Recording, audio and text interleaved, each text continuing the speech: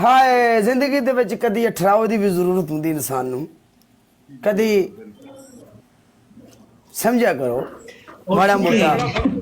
हर time यो गल ही नहीं होनी चाहिए लाइफ शेक डबल टाइम मरी गए कुटी गए लुटी गए बर्बादी नहीं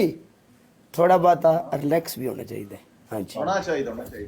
अस्सलाम वालेकुम मेरी जान सुनाओ लालियो की हाल है ठीक हो ठीक ठाक कड़े का सुना भाई की हाल है लेकिन सोहणियां गल्लां कीतियां मलक साहब सुनाओ अच्छा मेरी गल सुनो ऐश ऐश ऐश मेरी गल सुनो ऐश बोलो बोलो हाँ तेन मैं 20 बारी आख्या जज्बातां ते काबू नो आउट ऑफ कंट्रोल बच्चे यहाँ नहीं चलता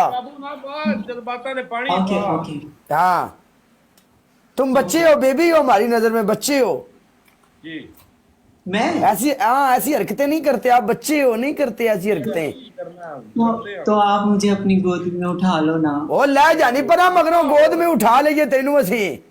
साडी गोद अगे उजड़ी पई है तेनू असी गोद च बा लईए साडी गोद च पता नहीं किन्ने जा तक हाँ फिर किससे असी उठा दिए साडी गोद आजी